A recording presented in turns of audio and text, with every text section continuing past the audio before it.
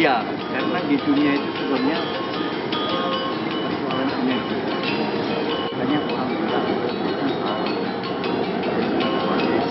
yang British, menurut saya itu purest energy in the world. Nah, eksis orang mengakui ada Tuhan, ada ini.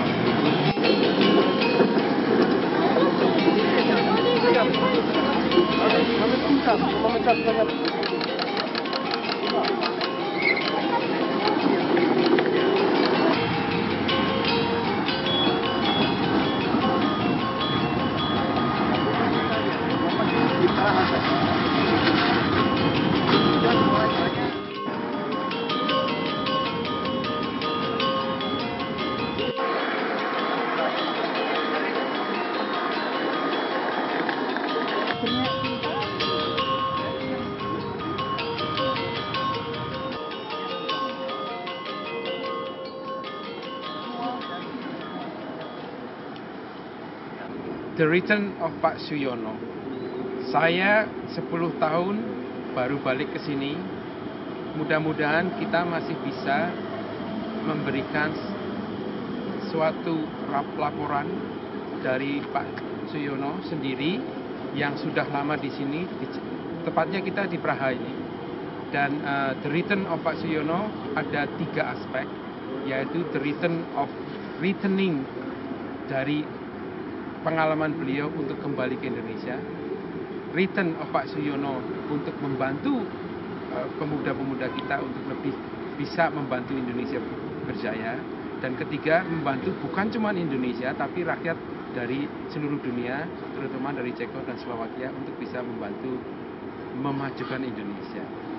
Banyak sekali pemuda Indonesia, masyarakat Indonesia yang tua maupun muda itu masih belum tahu sih Pak Sugeng Suyono itu siapa? Saya kira saya bisa menyatakan bahwa I am nothing. Saya itu bukan apa-apa. Dan saya sering bilang pada para pemuda-pemudi kita, I am not a hero. Don't say me a hero. Saya manusia biasa, manusia Indonesia biasa yang mendapat kesempatan pada masa pemerintahan Bung Karno dikirim ke luar negeri untuk belajar,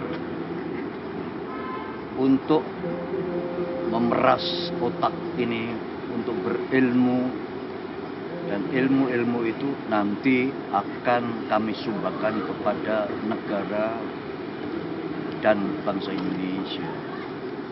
Jadi notabene saya ini belajar di luar negeri tidak untuk puya-puya, tapi untuk kepentingan negara dan bangsa, memajukan rakyat Indonesia supaya lebih maju. Dan karena ini adalah biaya dari negara, jadi kewajiban saya mengembalikan apa yang saya dapatkan di luar negeri, skill yang saya pelajari, pengetahuan, pengalaman hidup, saya ingin sumbangkan kepada bangsa Indonesia. Saya di sini sudah lama sekali, selama 55 tahun saya berada di Praha, dan negara ini adalah bisa dibilang negara saya kedua. Meskipun saya jauh dari tanah air, tapi kecintaan terhadap tanah air Indonesia yang tercinta tidak akan habis-habisnya. Karena menurut saya tidak penting Anda itu di mana hidup, tapi bagaimana Anda hidup. Meskipun Anda di negara sendiri, kalau hidup Anda tidak benar dan tidak ada gunanya untuk kepentingan bangsa dan rakyat Indonesia, saya kira lebih baik Anda jangan di negeri sendiri, tapi bisa menyumbangkan dan bisa berguna untuk kepentingan rakyat Indonesia. Jadi saya tidak pernah gusar bahwa saya tidak hidup di Indonesia. Itu pun ada sebab-sebabnya yang saya bisa terangkan kalau memang diperlukan. 55 tahun di negeri orang, Pak. Tapi Bapak dulu juga di sini dari tugas negara sebetulnya. Pak Karno sendiri yang mengirim. Kemudian tidak bisa pulang karena ada movement Orde Baru. Nah, banyak orang mungkin nggak tahu, Pak. Apa itu, Pak? Kenapa? Nah, itu mungkin Bapak bisa jelaskan untuk diaspora kita, untuk masyarakat Indonesia, juga masyarakat yang di sini. Dengan senang hati akan saya terangkan mengapa saya tidak berada di tanah air. Sejak tahun 1963 saya dikirim ke Praha, Republik Ceko ini, pada waktu itu namanya Cekoslovakia, untuk belajar, mengambil ilmu, menguras ilmu dan sebagainya. Tetapi pada tahun 65 terjadilah di Indonesia huru hara yang saya bilangkan itu, yang menurut saya sampai sekarang ini kami tidak tahu apa yang terjadi saat itu. Sejarahnya mengapa saya tidak sampai kembali ke tanah air, karena pada waktu itu saya masih student, dan seminggu setelah kejadian 30 September 1965 kami di screening di KBRI Praha waktu itu, satu persatu ya, di satu kamar, dan ditanya-tanya. Yang anehnya itu pertanyaannya cuma satu, yang berbunyi, apakah saudara setuju atau tidak dengan Orde Baru? Ya, bagi yang lain-lain yang menjawab dengan segera bahwa ya setuju, loloslah mereka itu. Tapi pada ketanggor dengan saya menyatakan bahwa ini logikanya di mana ini pertanyaan. Orang untuk bisa setuju atau tidak menentukan itu, orang harus tahu apa itu Orde Baru. Nah, karena saya tidak tahu begitu banyak, yang saya tahu cuma dari media yang terbatas pada saat itu. Tidak ada Facebook, Twitter, tidak ada WhatsApp, nggak ada ini. Itu yang saya dengar cuma berita radio dan sebagainya.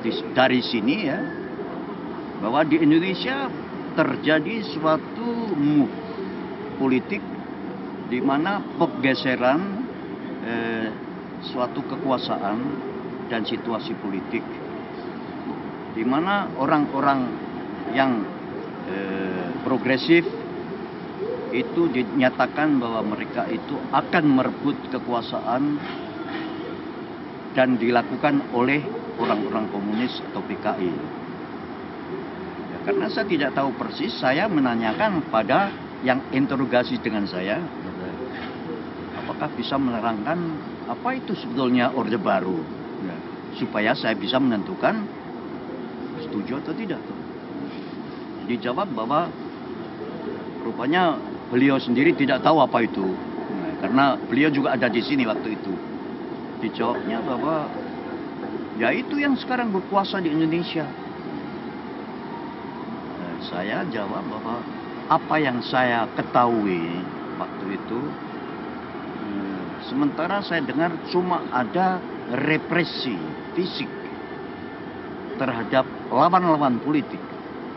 Terjadi pengejaran-pengejaran, terjadi pembunuhan-pembunuhan yang tidak berproses hukum.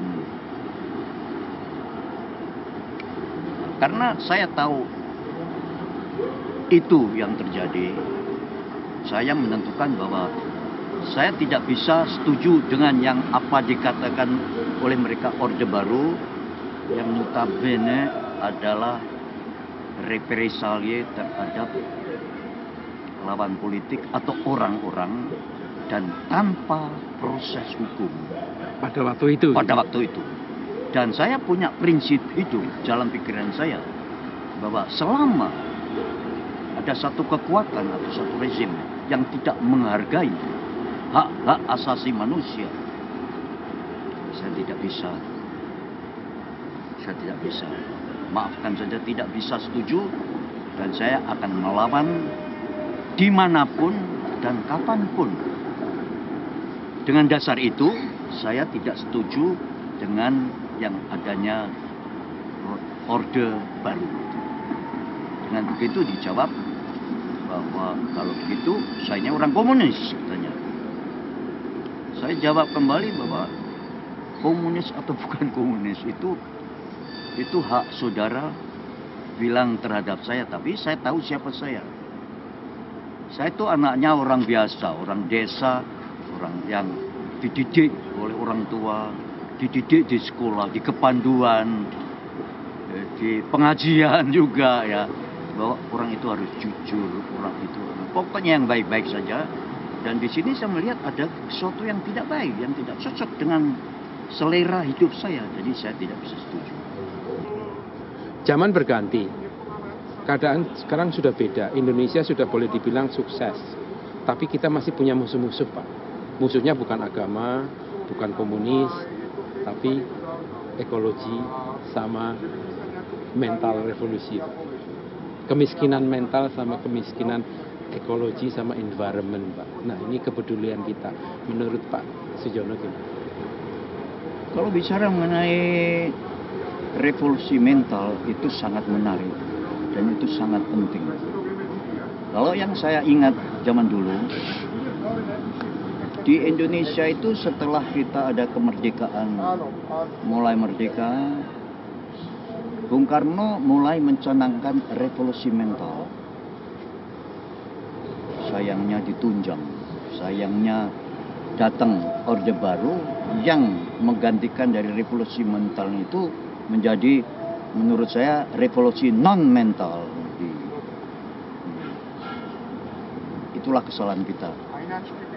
Mengapa tidak sampai revolusi mental di Indonesia itu berjalan dengan baik? Persoalannya, kalau revolusi mental itu berjalan, dunia goncang. Di Indonesia itu sebetulnya akan maju. Itu simple sarananya. Menurut saya pribadi, di Indonesia itu membutuhkan untuk revolusi mental itu membutuhkan dua hal. Pertama, supaya kita mempunyai teknologi yang tinggi, yang canggih. Dan yang kedua, disiplin yang kuat. Dua hal itu kalau dimiliki oleh Indonesia akan maju. Baik, kenapa? Karena menurut saya fasilitas, vitalitas, itu bahasa Indonesia ya, vitalitas bangsa Indonesia itu tinggi sekali. Apakah itu dia punya brain, dia punya otak, punya jiwa, kecekatan tangannya, excellent. Jadi, sayangnya itu kami kurang. Contohnya saja, dalam soal disiplin. Saya biasa di Eropa ini tidak ada orang membuang sampah seenaknya saja. Contohnya. Contoh banal, contoh kecil tapi untuk ekologi besar sekali. Di Indonesia yang rakyatnya banyak, negaranya luas, dengan membuang seenaknya sampah-sampah yang tidak terkoordinir. Meskipun saya dengar sekarang sudah mulai ada usaha untuk menerapkan supaya itu dibenahi, dan itu bagus sekali. Itu termasuk disiplin tadi. Dan kenapa orang-orang pada korupsi? Karena nggak disiplin. Kalau mereka disiplin, mengakui bahwa ada aturan-aturan yang tidak boleh dilanggar, dia tidak akan korupsi. Tidak disiplin karena korupsi yang harus ditindak itu tidak dijalankan. Itu juga dilakukan. Jadi banyak sekali dalam disiplin itu tercakup banyak sekali hal-hal kehidupan manusia di Indonesia. Dan kalau itu bisa dibenahi, itu bisa dijalankan, negara kita akan hebat. Bapak menyinggung soal environment, Bapak menyinggung soal kepedulian kita, Pak. Kita disorot dari barat, kita itu nggak peduli, kita bobrok lah pokoknya. Sebetulnya tidak seperti Bapak bilang, kita sudah banyak sekali kerja kita. Diaspora kita mati-matian kita membantu orang-orang untuk bisa membantu kita. Nah ini dengan saya ada lagi namanya Lemo, panggilannya Lemo, tapi namanya sebenarnya Milio Lemes. Dia itu orang Slovakia, ya. Ini Pak orangnya Pak. Nah, beliau ini sudah membuat program banyak sekali. Silakan. Mudah-mudahan Bapak bisa berwawancara Silakan. dengan beliau Iya. untuk bicara tentang program dia. Dan bisa pakai bahasa Ceko nggak Pak? Silakan. Budete mluvit slovensky a tomu rozumím a já si budu snažit odpovědět česky. OK? OK. Tak, Takže prosím.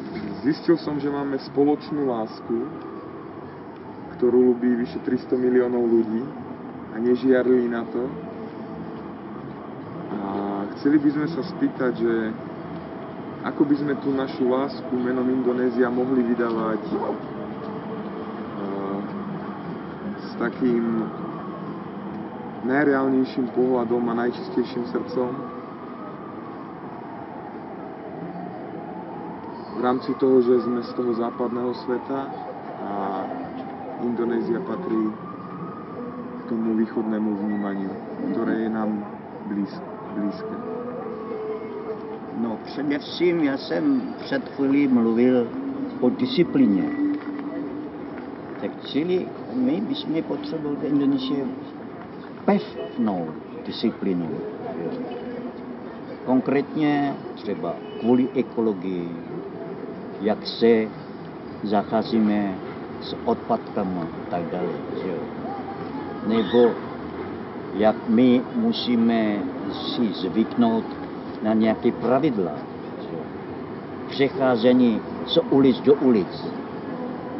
Fronta do fronty a dále. Takový tyhle ty pro nás banální, ale u nás ještě tak nějak není to v žití, jo, protože na to je potřeba ty lidi vzdělávat. Takže vzdělávání do té určité míry je potřeba pro nás, aby jsme byli zvyklí dělat něco, které je dobrý a normální.